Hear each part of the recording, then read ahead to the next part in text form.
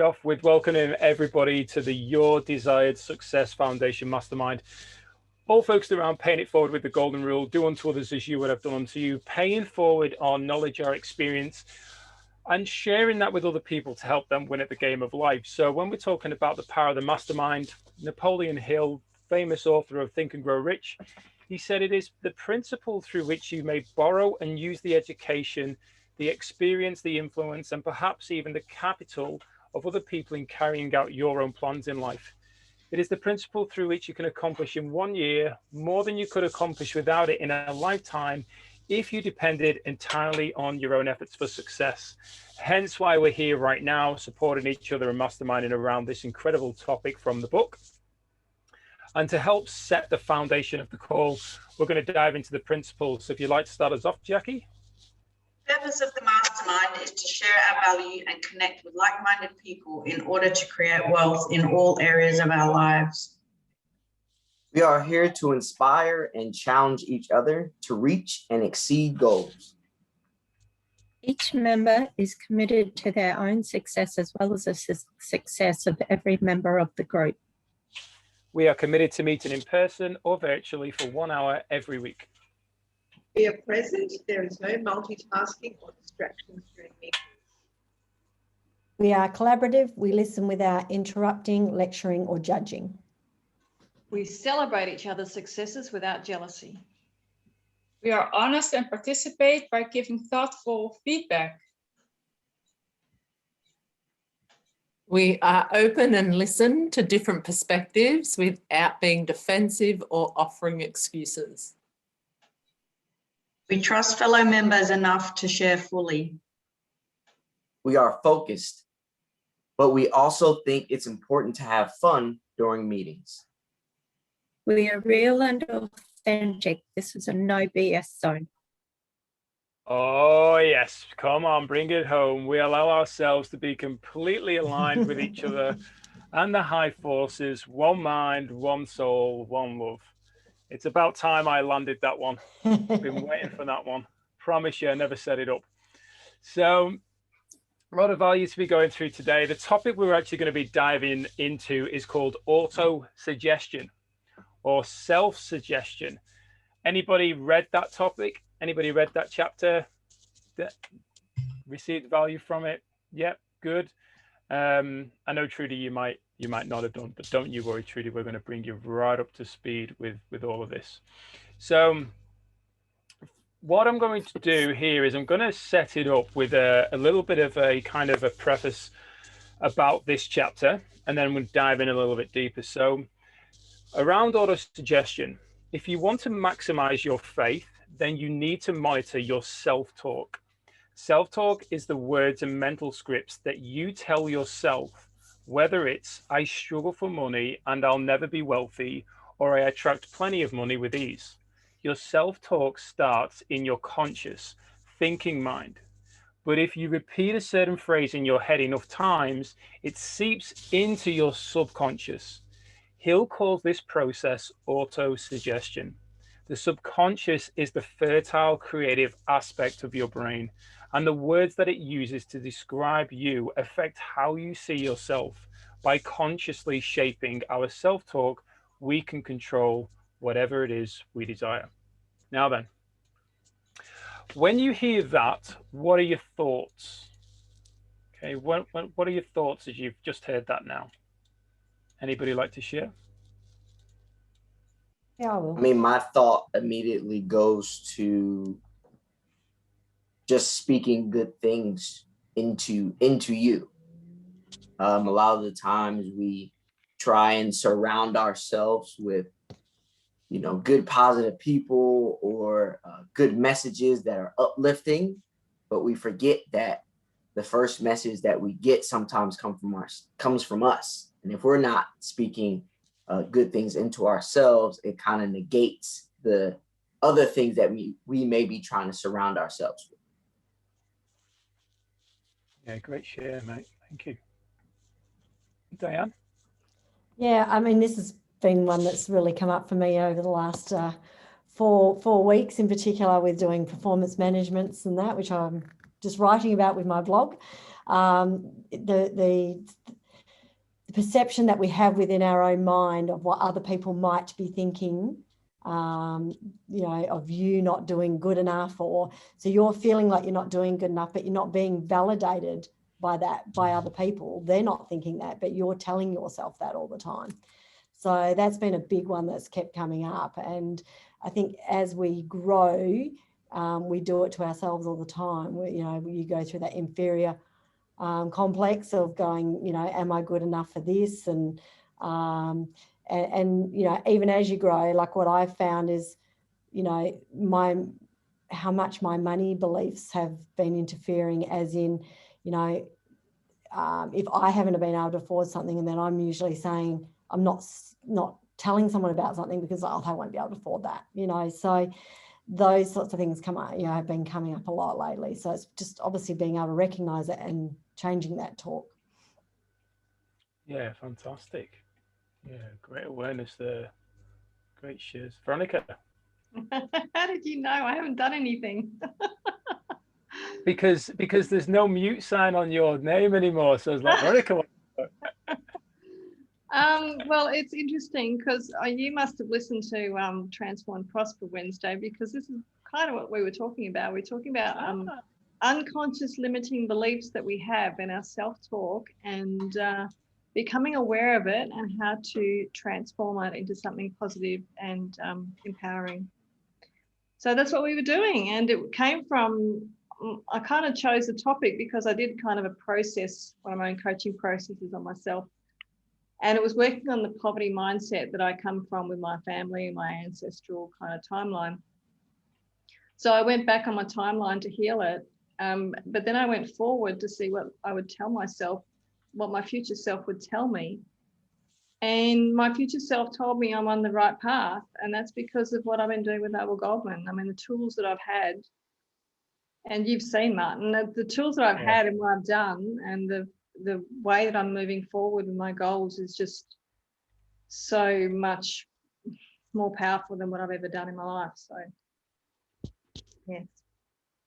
And that just, and thanks for sharing that, Veronica. It just goes to show, like it was said when I set up the call, around the power of the mastermind, around that leverage process of leveraging other people's talents and skills and their value. And these people who want to share, like ourselves, we want to share our value to help other people move forward. But in doing so, we also receive value to help us move forward. And, you know, like Veronica shared so beautifully there, the important factor was her choosing to show up in action. That it's all available. But, you know, and even in this chapter, which we're going to dive into more now, Napoleon talks about it, about the importance of the action, not just the self-suggestion, but the action behind it all. So thank you for sharing that there. I'm going to actually just dive into some things around in this chapter to give a deeper level of context and meaning to where we're diving in here. So auto-suggestion is a term which applies to all suggestions and all self-administered stimuli which reach one's mind through the five senses. So does everybody understand that? Through the five senses. So auto-suggestion is a term which applies to all suggestions and all self-administered stimuli which reach one's minds through the five senses. So what we see, what we hear, what we smell, what we touch. What's the other one? What we see, what we hear, what we Taste. Taste, yes. Oh, taste. Cake. So there's that side of things. And then you go on to, as we move on, recall, and this is a really powerful one. I remember, and I'll make this comment afterwards from Jim Rohn. I remember him saying this to me years ago. Recall what has been said about the subconscious mind resembling a fertile garden spot in which weeds will grow in abundance if the seeds of more desirable crops are not sown therein. Recall what has been said about the subconscious mind resembling a fertile garden spot. Everything it's got to get down to that subconscious. We've got to get down there. And some of you may have done things where they go, there's more than the subconscious. But this is what Napoleon's saying. In which weeds will grow in abundance if the seeds of more desirable crops are not sown therein. And one of the things Jim Rohn said was, there was a guy working on his garden, and as somebody was walking past with his dog, this guy says to him, "Oh, you and the Lord have a beautiful garden." And the guy whose garden it was said, "You should see what it's like when I'm not around."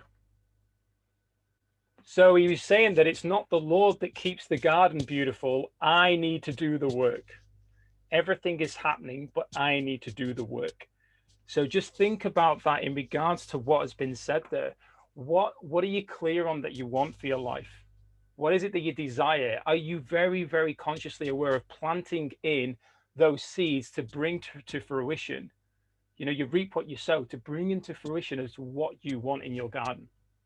Does anybody want to touch on anything around that's coming up for them right now? An experience in their life? I will, if that's okay. Yeah, absolutely, Carly. I was just thinking, because I often see the heart as a garden, like the Garden of Eden. And when I was working with the inner child many years ago, probably 10, I saw my heart as a cemetery, because I was so emotionally drained from always giving and emptying my cup and not receiving. And so the subconscious part of me that didn't accept that I was equally able to receive, just all I knew growing up was give. No matter what I was doing, I just gave, and never really gave myself permission to give. So my beautiful, sweet, I call her inner child, emotional me, the graveyard, it was the graveyard. There was one flower left. It was beautiful and gold. Everything was grey. I looked in my inner sanctum.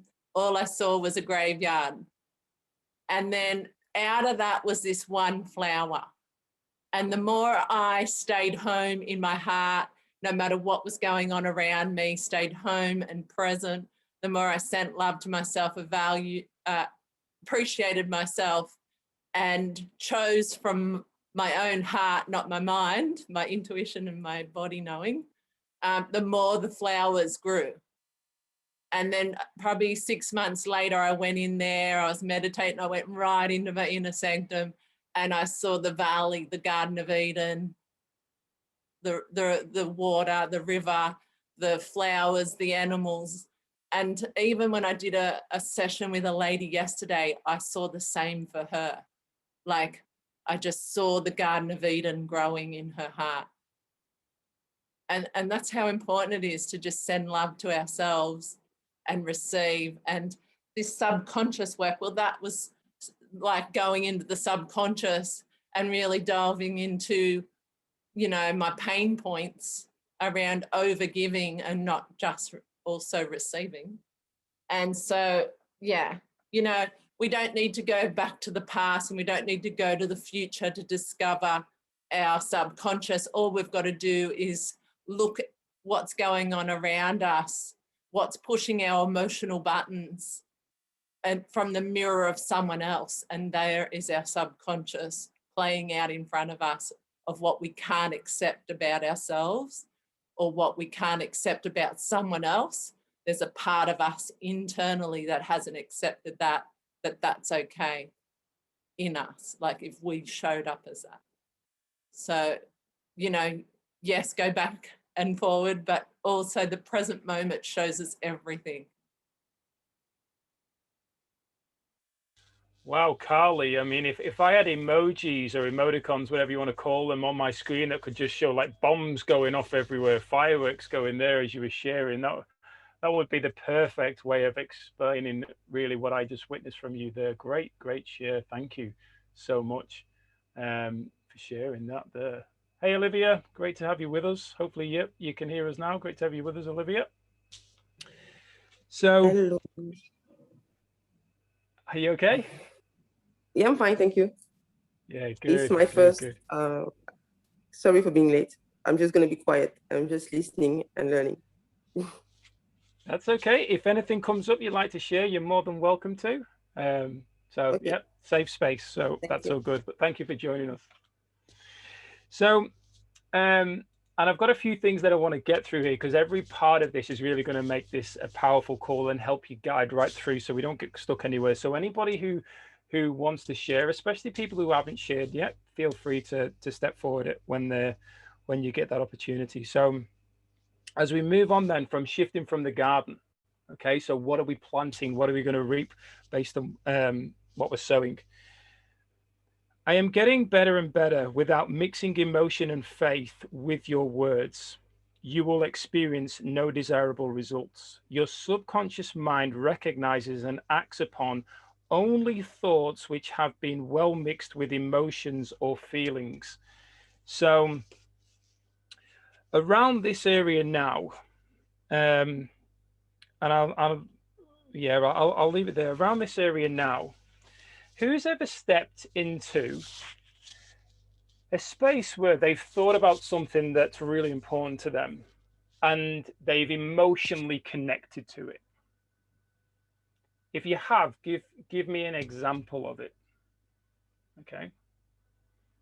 So everyone's screen's paused, by the way, so you're just going to have to jump in and respect each other, because I can't tell who's putting the hands up.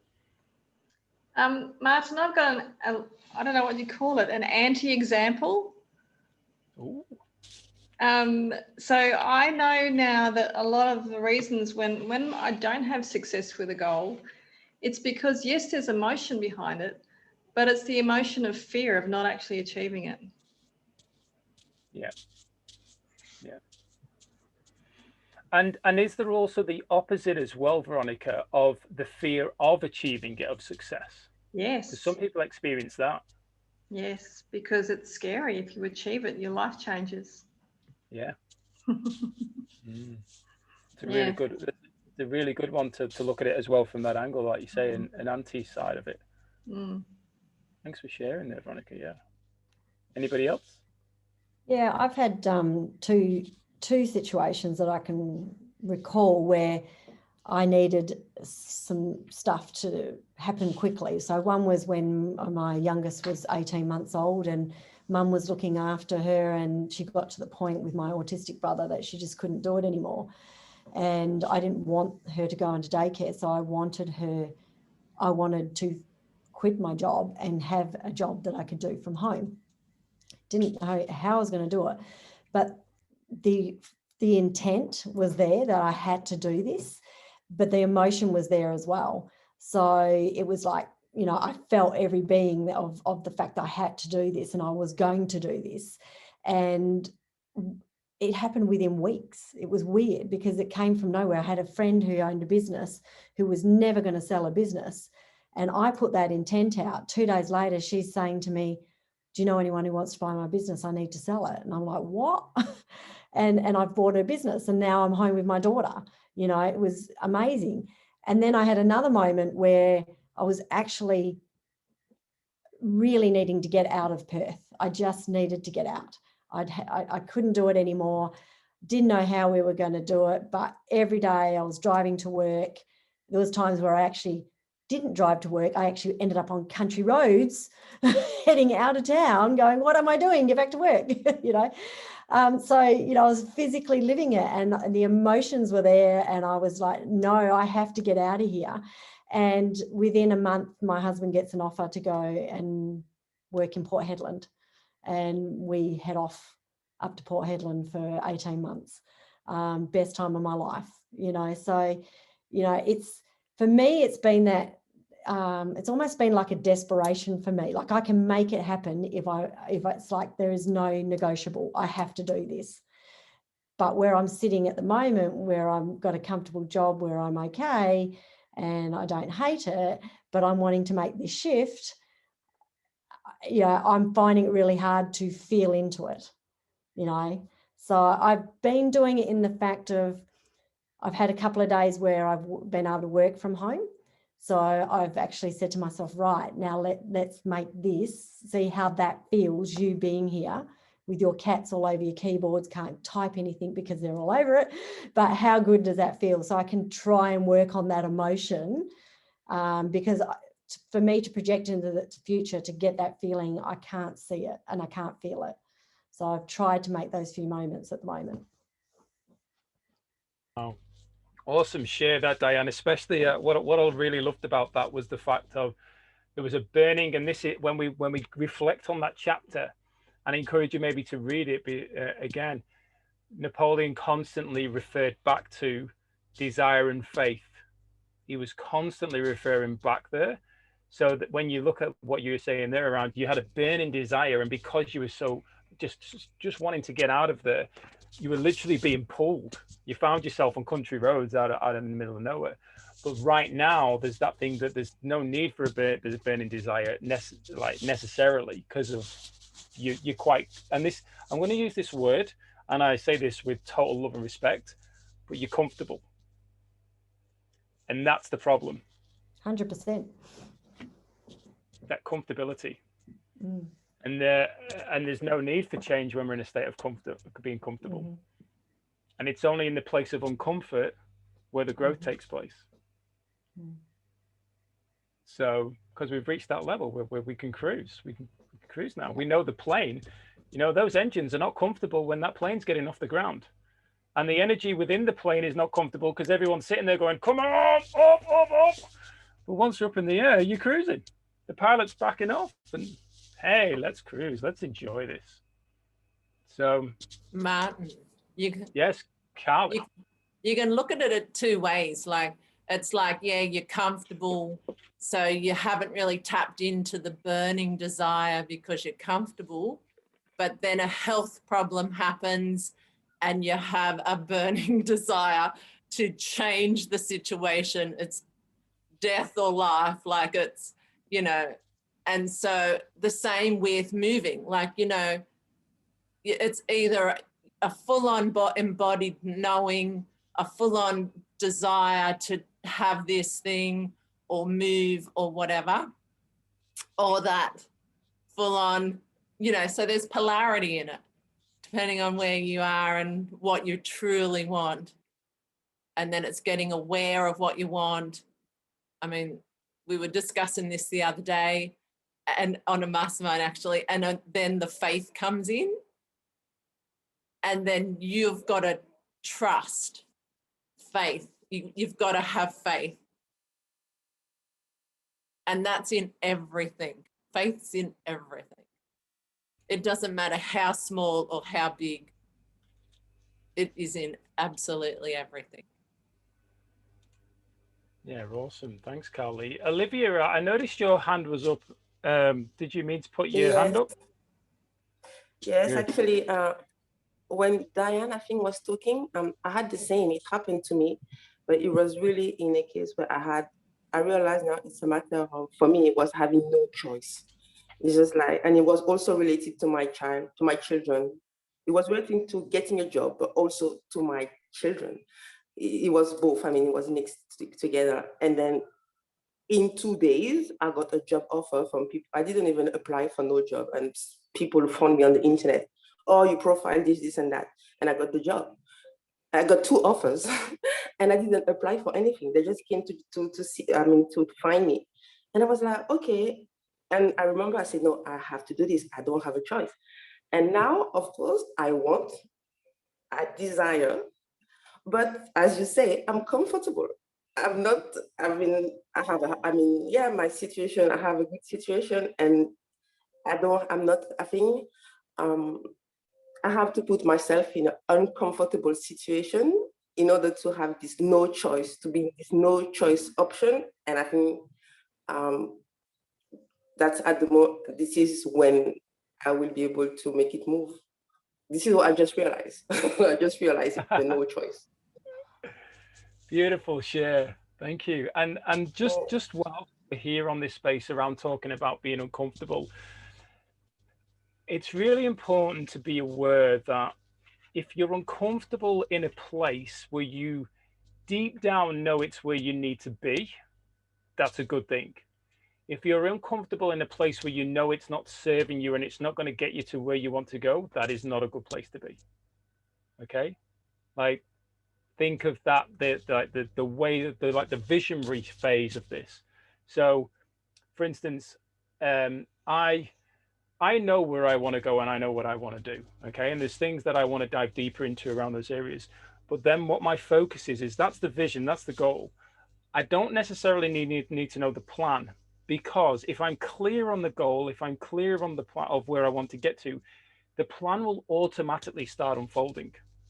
And the important part of it is to look at this and go, okay, well, I know where I want to go. So therefore, I need to be looking at what is it right now that feels aligned to me.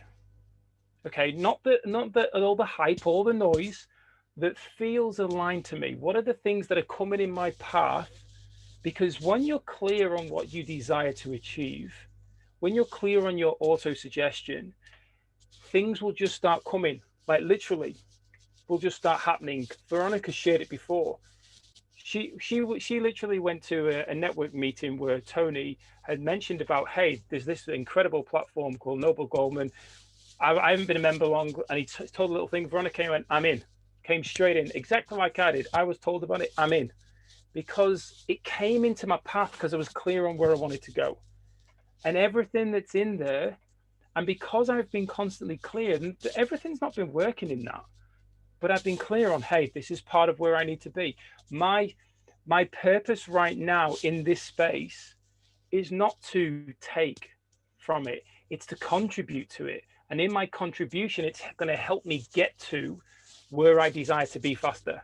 So my focus, even though I've been clear on where I want to get to, I'm not attached to it. I let go of it. The path comes, and then I focus on aligned action each day to help create that. But also the part of it of being that if my vision is to, let's say, one of my big visions is to travel around the world, speaking around mental health and helping people become empowered to make better decisions with their lives. I'm doing that right now. Like, I'm doing it right now via the means of social media and the platform, because I'm clear on the vision. I'm getting given all these different things, and I feel into it and I go, that's aligned. The stuff that I've turned away and said, sorry, it's, with all due respect, it's just hype, it's just noise. That isn't me. I feel right in doing this. This is the path I'm taking. I'm open to other things, but I make that conscious decision instead of logical decision. Okay, that's the difference. So there's some true merit in regards to what's being shared here from Olivia and Diane and everyone else that's shared so far. I'd just like to move forward on this because, and I am kind of jumping through, and when you read the chapter, you'll pick up on more based on bits that I've highlighted and picked out. But it says here, learn to reach your subconscious mind with thoughts or spoken words which have been well emotionalized with belief. Okay, you've got to believe it. If you don't believe it, you're never going to achieve it. Do not become discouraged if you cannot control and direct your emotions for the first time you try to do so. How many of us have given up after maybe once or twice and gone, this doesn't work. It works for everybody else, but not me. Do not become discouraged if you cannot control and direct your emotions for the first time you try to do so. Remember, there is no such possibility as something for nothing. This is what I love this. It's an exchange of energy. We're on one of the on the Gold Star calls, we actually went through and we masterminded around the universal laws. We masterminded deeper around the principles within Think and Grow Rich. We masterminded around outwitting the devil. You know, this was with all due respect, it was a higher level of communication. And this is where it really made sense, as in you don't get anything for nothing. Are you prepared to give in abundance with no expectation in return of what you're going to get? The price of ability to influence your subconscious mind is everlasting persistence in applying the principles. You alone must decide whether or not the reward for which you are striving, whatever that desire is, whether it's money, whether it's a car, whether it's to get out of the city, whatever it would be, is worth the price you must pay for it in effort. What are you willing to put in to get the result back? What are you willing to do? And that's why when we go back to desire, and it says about, you've got to be clear on what do you want and what are you willing to give to get it. You know, some of you who are employed, for instance, your boss doesn't pay you by the hour. Your boss doesn't go, here you go, here's $10, $20, $30, whatever you're paid in.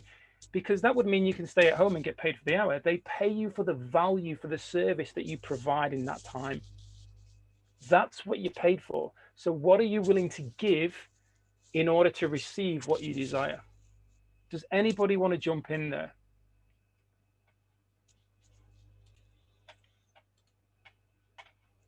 Can you ask the question again? Sorry, I didn't quite get that.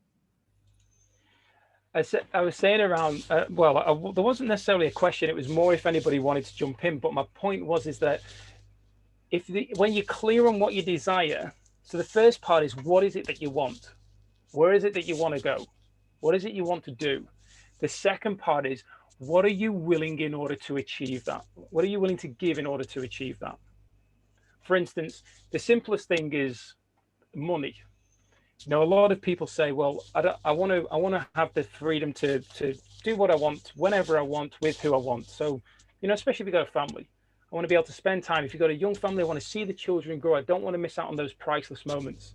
So you start looking at, well, what is that going to, what kind of income do we need for that to happen, that I don't have to go and work a job, I can do something from home or wherever I want to be?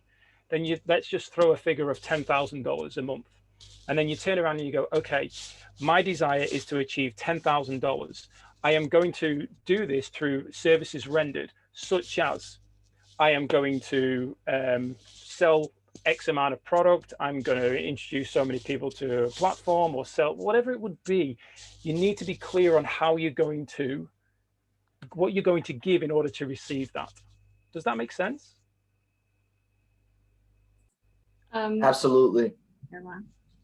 I wanted to share something because, you know, I've read the book, and it's crazy how after you read something, you will always have it, right? No matter if you can apply it or you're ready to apply it right then and there. After you've learned something, you can't unlearn it. It's impossible. So it's crazy to me, and it's interesting to me how I can read something and then later down the line action something, and then it come full circle, and I'm now seeing how those things kind of played out and how they're working. So I wrote this basically saying down to myself as to what I want to accomplish. So what my main goal to accomplish is to get to Australia, which is one of the reasons I'm in this mastermind group right now.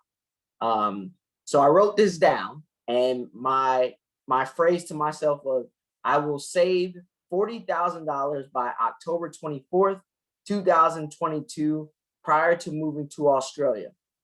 I will give my time, energy, and effort to accomplish this goal by sticking to a budget, working a side job, and saving aggressively. And when I wrote this, I truly believed in what I was saying. And I was like, this is what I'm going to do.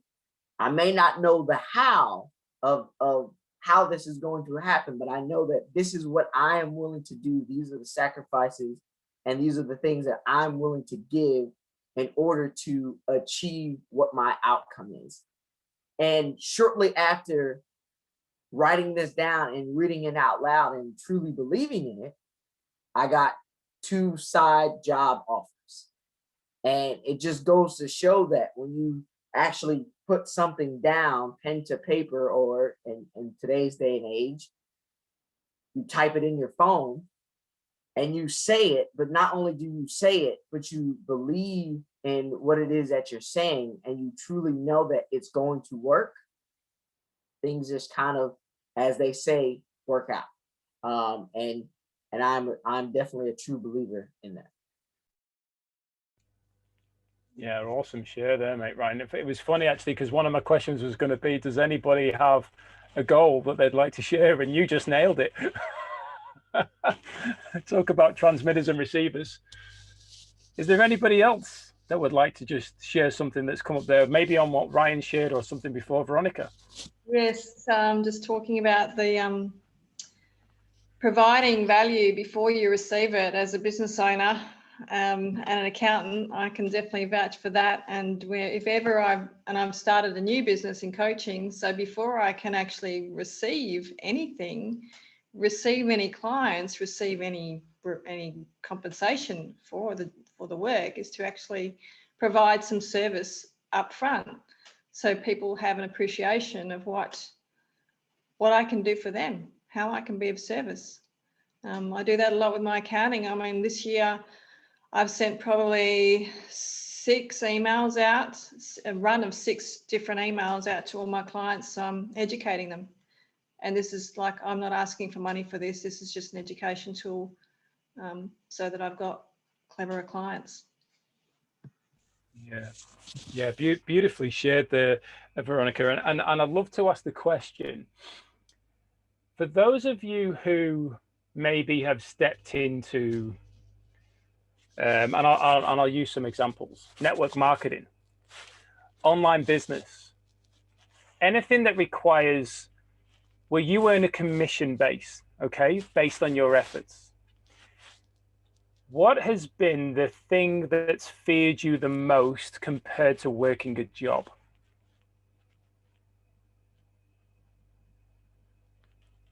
Now have a think about that, if anyone's got anything, because I know I've...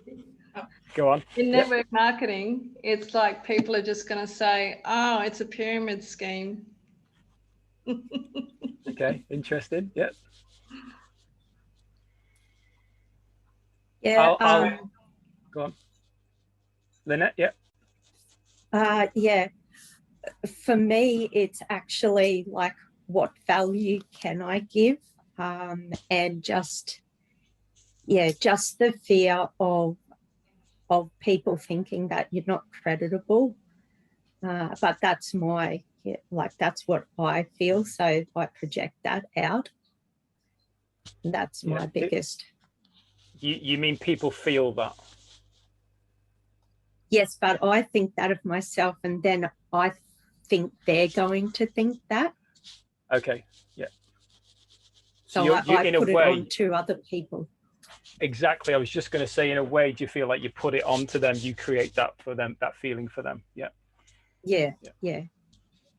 So one of the way that I was thinking as well, and they're both fantastic examples, but one of the other ways was, we are through the schooling system, and and it goes on beyond, and I'm not knocking teachers or anything. There's a curriculum and so on they've got to follow. But what we're led to believe is that we come out of school or university and so on, we get a job, then we work, let's just say Monday to Friday, 9 to 5. At the end of the week, we get a paycheck. So the word to use for that scenario is comfortable. People have certainty. I work these 5 days, I work these 40 hours a week, I get a paycheck. It's comfortable. When we look at the opposite side of something that's like a commission based, you will give far more value and you may not receive the reward. So that then creates a thing of, is this worth my time? Is this worth my value? And it challenges us because we're now in a place of being uncomfortable. But the true thing is that everything that we're experiencing every day, between the week of working a job and the week of working for yourself, the week of working for yourself is giving you far more growth in areas of your life than if you remained on this other week. Is there anybody who disagrees with me?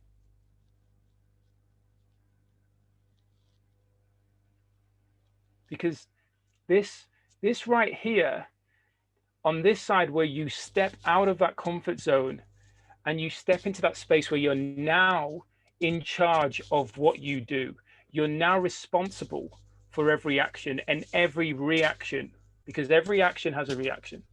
Okay, so you're now responsible for that. So if somebody says, I don't want to buy, often we turn around and go, it's me, I'm the problem. They don't like me. And we start to beat ourselves up, and then we go back into the shell and we go, do you know what, it'd be more comfortable over here.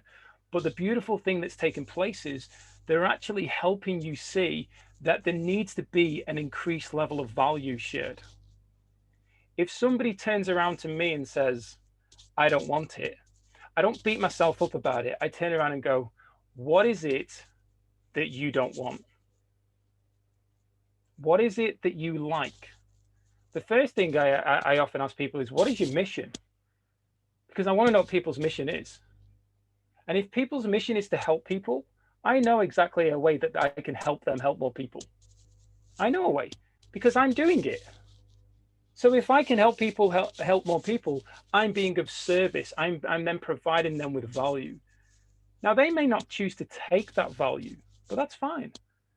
But at some point, they may turn around and say, hey, do you know what? I like what you're doing. I like the way you do it. Now's the time for me to look at that, because what I decided to do isn't necessarily getting me to where I want to get to. What you seem to be doing seems to be far easier, not from a place of comfort, but from a place of leverage.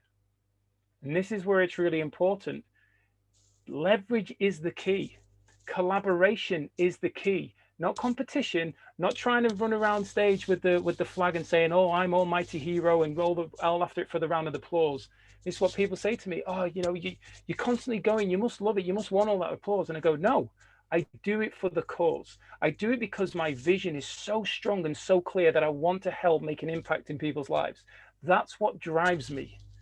Not being on the stage and getting the applause. I'm happy to be in the background, because whilst I'm in the background, I'm impacting more and more lives. Yes, the stage gives me a platform, but I've got a platform here.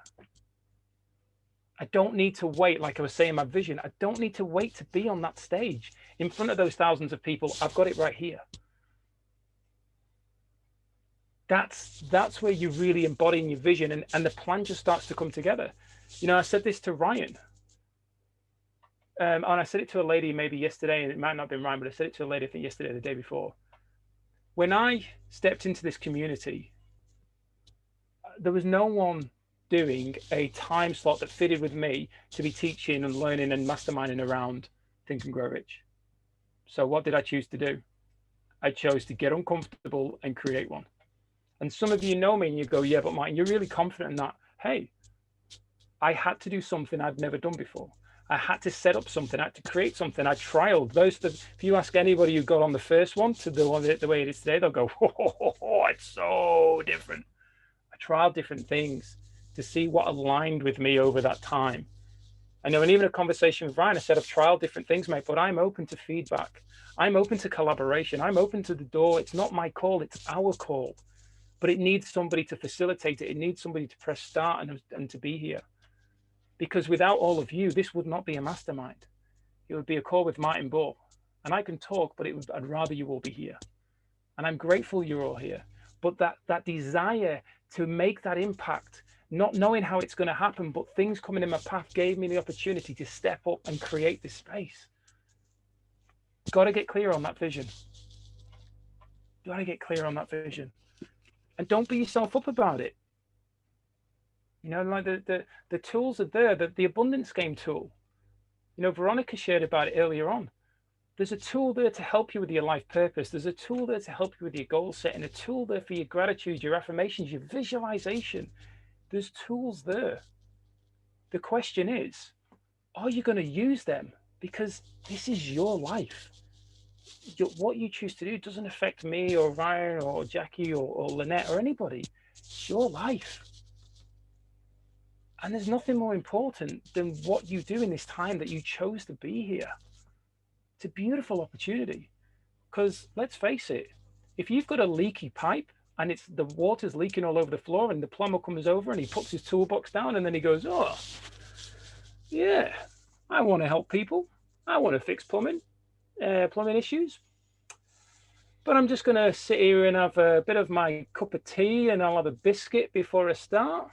You're going to be saying, hey, mate, open that bloody tool bag and get that wrench, that socket, and tighten up that pipe and fix it. That's what you're going to be saying. Well, what is the universe saying? What is the conversation? Hey, I've given you this opportunity. I've connected you with these people. I've given you these tools to use. You've told me you want to go here. What are you doing? For some of us, this might be a bit of a kick up the backside, and I'm going to hold my hand up and I'm saying I'm giving myself my own kick up the backside. I know I am. And I'm proud enough to say it because I can raise the bar. Now, I'd love to know what's coming up as I've gone on my little preaching session there. What's coming up for anybody? Yeah, I feel, oh, sorry, Kali, go ahead. Oh, no, you go, because I've done enough talking. I like hear you talking, and I think everyone does. So, okay, short one then. Yeah, I feel that too. What Martin says, you have to take the responsibility for yourself to get into action, and I feel like masterminding constantly gives you that, yeah, punch. How do you say that?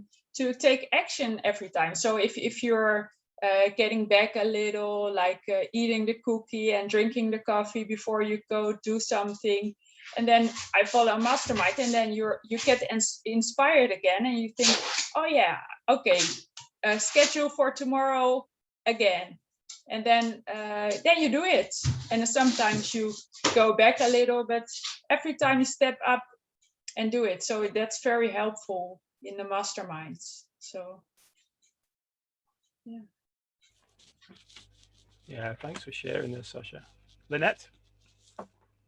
Yeah, I'm just following on from what Sasha said, because I haven't been here probably since the beginning of the year. And I've found the same thing, is that I've been trying to get back, and I've really missed it. And it is helpful because you're with people that are like got the same things in common with, and it does push you and spur you on to keep like doing, growing yourself. And so yeah, I'm glad that I came back tonight, and I'll have to dig out my book and start reading it again. Yeah, and we're grateful to have you with us as well, Lynette. And this is a really important thing as well. Everyone who's choosing to be on this call is choosing to show up to give value as well as receive. So don't abuse what somebody's chosen to give you. See the beauty in it and leverage it to help you on your path. Now, some of us will choose to hear that as in disempower them and go, oh, I don't want to abuse people. I better sit down. I better not come on the call. Let it empower you. Everything that I share, everything that I say is from a place of empowerment for you to see the true beauty, the essence of what's happening right now and taking place. Lynette choosing to be back here now, and we've missed you, Lynette. I've missed you. You being here right now, I was so happy when I saw your name. I know you want to be involved, and I know you have your own challenges around this area, and you want to grow, and you've got that self-talk. But this is the space for you to step into and receive, because we're all choosing to give, to receive that value, but choose to let it empower you to help you go where you need to go. Choose to let it give you the energy. Step into that. When one of the things that Oprah says when she was getting on stage, she said she would literally get into this space where she would call upon all the ancestors, all the other the African Americans to come in and embody in it and pick up on that energy to then go out there and speak and deliver something so empowering. She called upon that. And I encourage you all to call upon that energy from what we create in this space to help you in an area when you need it, to help you move forward, because that's what it's for. I've often referred to the masterminds as, when you see them on TV and they have these assault courses, and it's like a game show and they've got to get around this assault course. And there's always one where there's a platform and there's some big like bouncy balls and water like 20 foot down, and they've got to leap and bounce across. And I've always said there's, through the week, the struggle is real. And I say struggle as in aligned struggle and the things I'm doing and the growth. And I'm going, okay, well, how do I get my head around this? How do I make that happen? And it takes energy. But when we come on these masterminds, when we choose to connect, when we get on the calls, when we get on the trainings, it's kind of like the ball where you've leapt off the platform and then you hit the ball and it elevates you up into the air and you're sky high again and you're ready and you can see where you need to position yourself before you come down to bounce onto the next one. That's what these calls do for me. And I leverage the energy that's created. I leverage the conversations to help me grow, to help me learn, to help me evolve, to help me make a difference, to help me achieve my mission. And it's because of you all choosing to show up and share your value. See the beauty in that. because that's exactly what it is.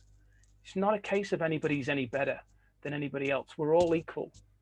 Now, I've been writing a website today and I'm saying about how people look up to people. I don't look up to people out of disrespect.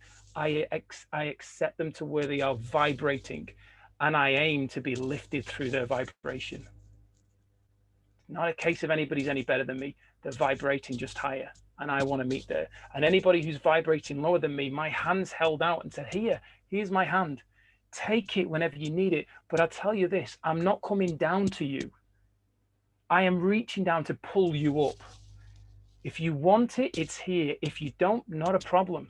But I'm not coming down, because I've been down there and it served me at that time, but it won't serve me now. It's time for you to come up with me. That's what it is. That's the beauty of what we've created. Anything anybody wants to share on that? We've got the last couple of minutes.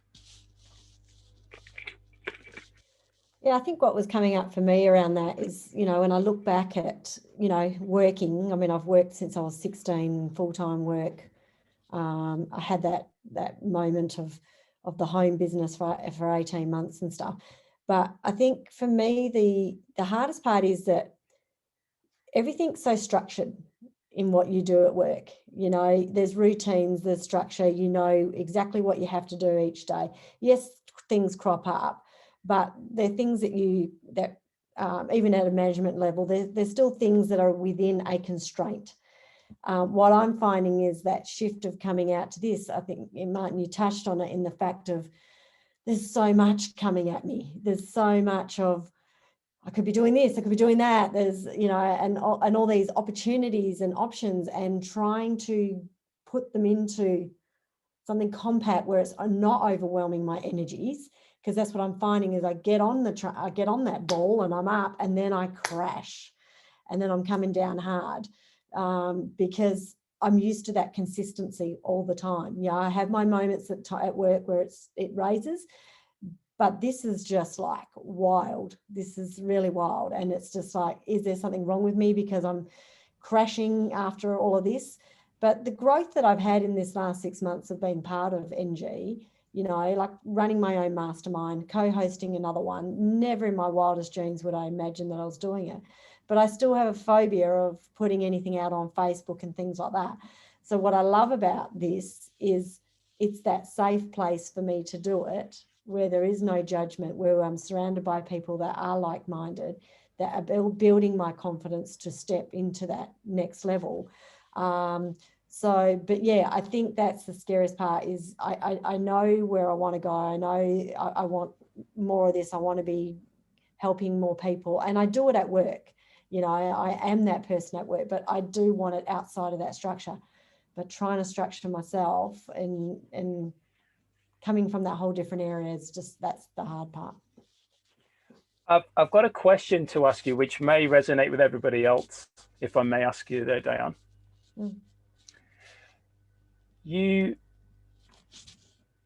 said around the work, what you do at work, and I know you've done it for a long time. It's kind of like this. It's kind of in the middle and fairly steady. There's times when it's a bit bumpy, but it's fairly steady.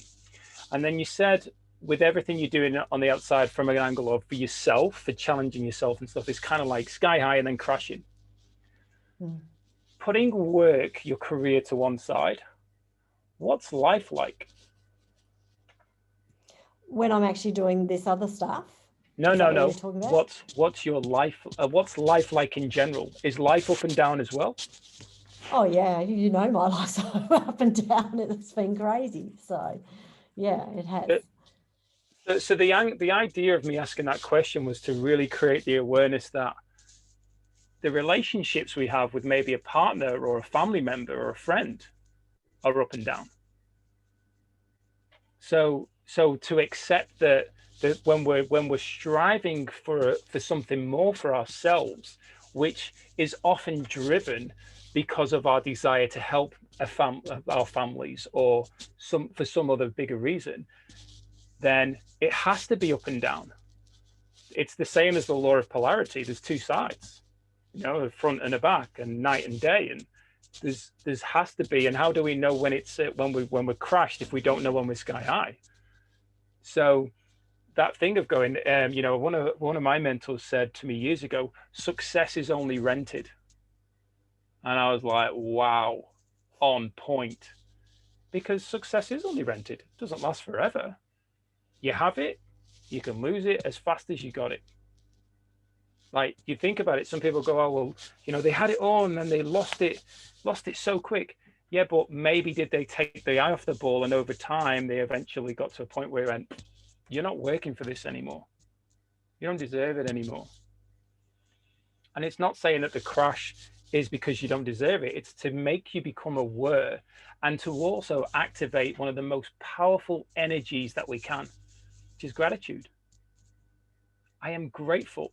You know, to start the day, the fact that we all woke up today, I'm assuming we can all see, we can all hear, we can all move fairly able. Like, there's a very powerful reason to share gratitude. And then expand from that. Going back to the five senses, the ability for us to activate those five senses, to step and feel into that desire for auto-suggestion. That in itself, wow, incredible. But if we don't experience the pain, it doesn't allow us to understand what the value is and the emotion behind the joy. Did that make sense, Diane? Yeah, absolutely. Yeah. I don't want to be like that, because do you know what that means? I'm bored there. Yeah, that's flatline. I love what I do. I do love what I do, only because I know it through and through, but it's boring. Yeah. There's no growth, and I don't, and that's why I'm doing what I'm doing outside of here, for that growth, because I love it. I thrive on it. Yeah, yeah. But it's even when we're driving, you know. So when we're driving from one destination to the next, everything we're seeing and experiencing is incredible. And I'm loving it. And it's new information that's coming into me all the time. And I'm so happy and I'm so grateful that I'm able to do it. The opposite side of that is a kangaroo going to jump out? Is this truck, this semi-trailer truck that's 60 meters long, that's hurtling towards me at 110 k's an hour, going to come through the car? I'm not thinking like that to manifest it, but there is the other side. So when that truck comes past and it doesn't take my caravan out, I'm like, thank you for staying on your side of the road. Like, there's so, even though there's joy that can be experienced, there's also the other side that's there, just knocking away on the door to remind you, just to keep you alive and make you feel like, okay, I know not to take this for granted. Powerful way. So we have come, ladies and gentlemen, over there in my top left-hand corner, Ryan. We have come to the end of the hour, and as mentioned, we have gone through some of the key areas within auto-suggestion. Next week, we're going to be diving into chapter 5, which is specialized knowledge. So the 5th step towards riches. And for those of us who are in NG, then activate what we've been discussing today. Okay, we actually got together on the Gold Star call with some of the other people in the community. We got together and we broke down where you can really access this area in particular, this section around self-suggestion, around auto-suggestion, the abundance game, okay, the masterminds which are on right now, the personal growth videos, the 30-day quest. There are 4 key areas. You're already accessing one. There are 4 key areas you can activate to help you in auto-suggestion, to help you move forward. So if you want an actionable task from this, remember, this is all in the free section. If you want an actionable task from this, go to Noble Goldman, log in, and activate the abundance game. Start playing it. I play it every single day. Every single day. Play the game. It's the game to help you win at life. Access the other value in there to support you. And please read chapter 5. If you can't get it, Trudy will keep you up to date. Beautiful. Chapter 5, and we are going to discuss that next week at this time. Okay? Everybody have a good time? Always. Yeah. Yes, Always. thank you. Thank you very much. Lovely to see you again, Lynette. It's been a while. Lovely to see everybody, and lovely to meet Olivia as well. And thank you very much. I really appreciate the call. You're welcome. Look forward to seeing you all same time next week. Can I sorry? just ask, would everyone be okay if I took a photo so I could make a post about this? You can. Go right Thank ahead. you. I mean, we're already on Facebook Live, so. Well, exactly. Thanks, Big smile. everyone. Glad to Big be back. smile, thumbs Ready? up. Go. Thank you. Thank you. Oh, good. Take care, Awesome. everyone. Bye. Bye-bye. See you next